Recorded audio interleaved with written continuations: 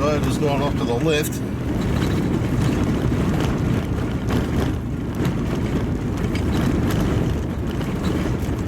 Road going in there, and I think there's probably a cave just in there as well. Flat piece of ground.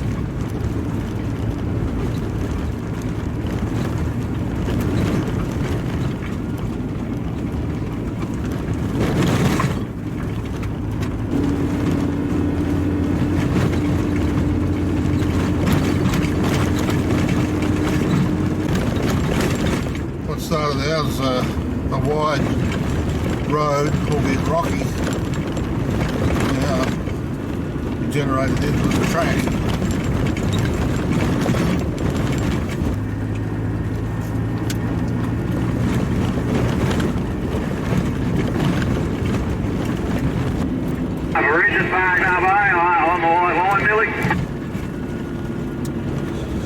Okay, I think that's the, we've just crossed, we have just crossed the old Eyre Hwy. Here we are up on the right hand side.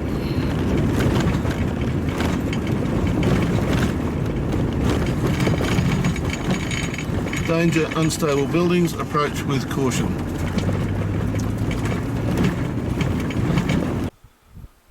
So as we arrive here late in the afternoon.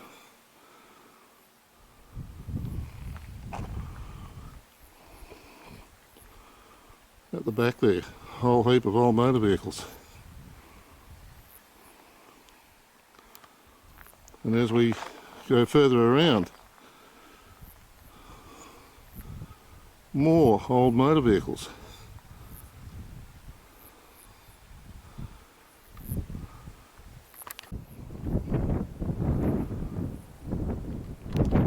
Well, this is Koonalda ruins. We're 14 kilometres in off the main road. There is a cave, I believe, Koonalda Cave, a bit further up here. We might go and have a look and see if we can find that tomorrow. We're in here, we're going to camp here for the night. There's a whole heap of old motor vehicles and all sorts of things here, so let's have a little bit of a look around. Well worth a drive in here.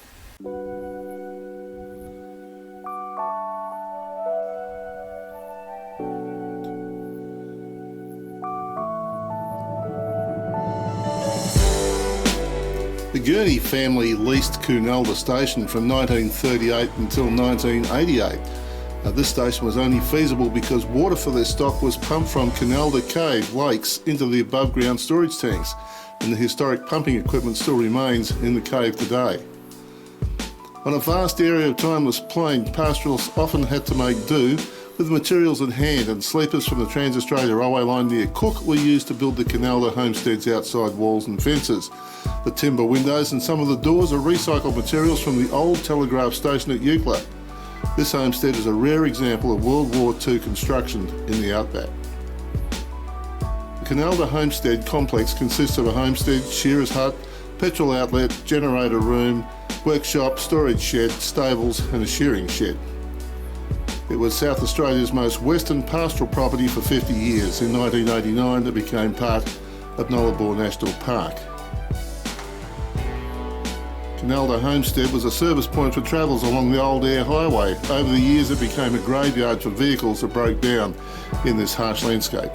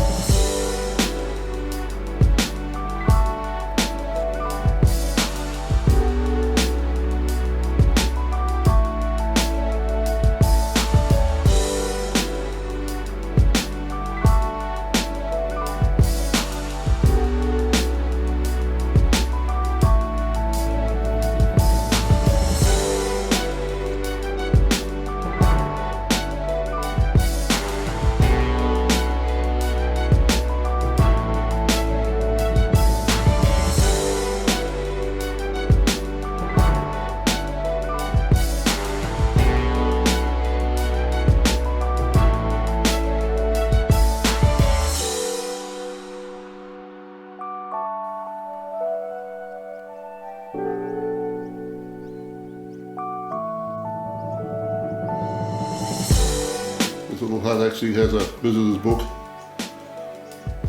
and I'd assume obviously some people have actually camped in here.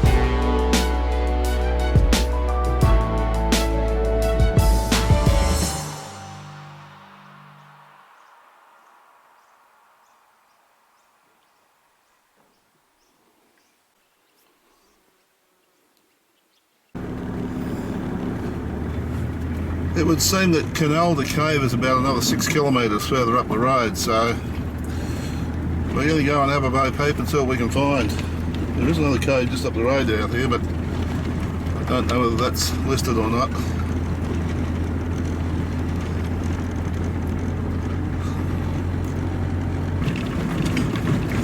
It's great that the National Park have left the place pretty much as it is. It's really good.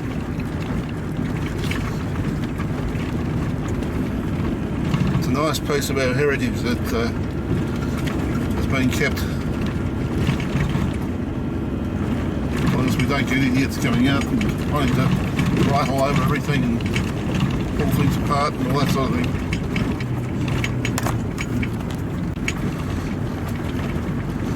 Just onto the side here as we come up here, there's another shed that I didn't know about. Because it's a big property, so there's likely to be anything here.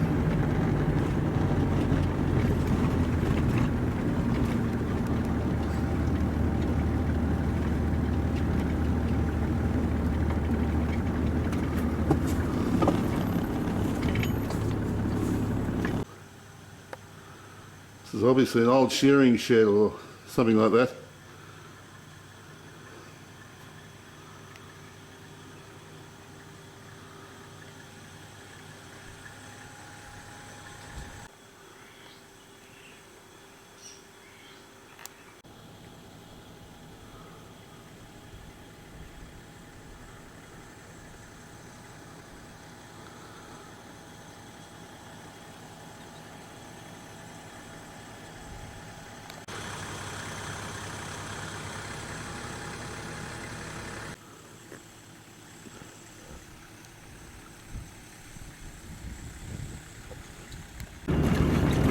We're 4 kilometres further in now, and about 1.8 kilometres apparently to where the cave is. Nullarbor is littered with caves, of course. There are tracks running to other little caves on the property, so if you come out here you can explore. Just be careful with them. Well, this is interesting. This is the first hint of a dip in the countryside. It's all been dead flat until now. There's a little dip in the road.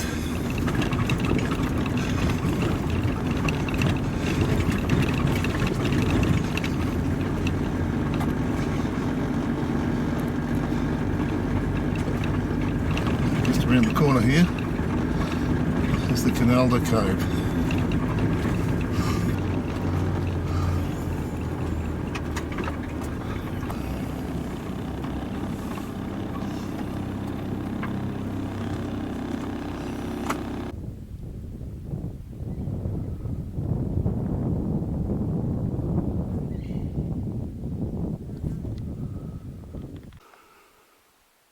The cave is fenced off. It's fenced off for a reason. Get too close and you can go in. Or it could crumble underneath you. You need the permission of the department to go in there. And I would imagine you'd have to be an experienced cave diver before they'd let you go.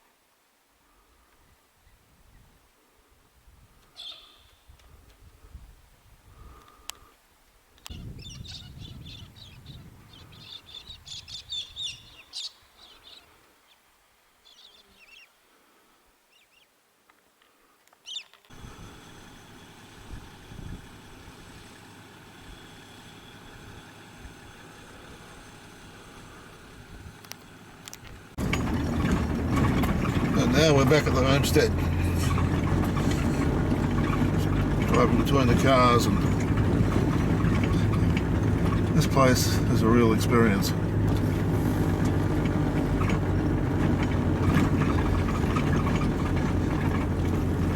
Sure, it's 14k off the road, but it is well worth taking the time to come out here and have a look.